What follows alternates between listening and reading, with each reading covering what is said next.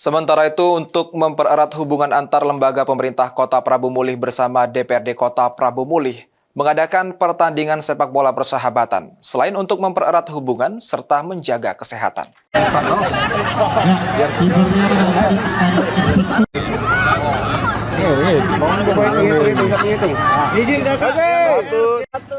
Untuk mempererat hubungan antara eksekutif dan legislatif, pemerintah Kota Prabu Mulih dan DPRD Kota Prabu Mulih menggelar pertandingan sepak bola persahabatan yang berlangsung di Stadion Talang Jimar. Selain untuk mempererat hubungan, pertandingan persahabatan ini juga untuk menjaga kesehatan dan kebugaran para pejabat pemerintah Kota Prabu Mulih dan anggota DPRD Kota Prabu Mulih. Pertandingan persahabatan antara eksekutif dan legislatif ini dimenangkan oleh tim pemerintah Kota Prabu Mulih dengan skor 4-2.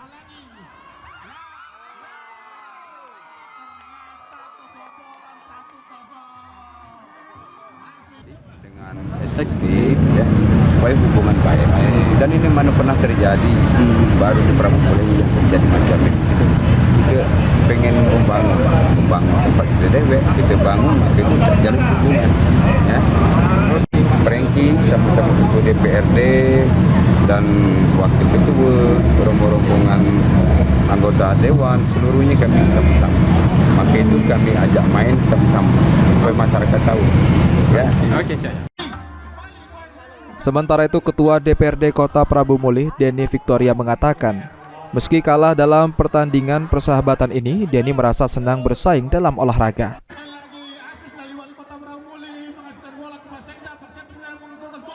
Hari ini kami DPRD Kota Prabu Mulih melakukan pertandingan persahabatan dengan Pemkab Prabu Mulih.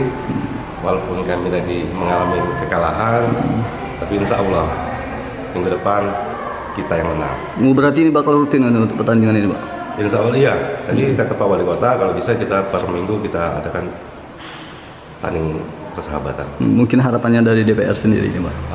Harapan dari kita ya, dengan adanya kita ada perlombaan pertandingan persahabatan ini, dari Dewan, dari pemerintah kota, ya semuanya sehat dan bahagia.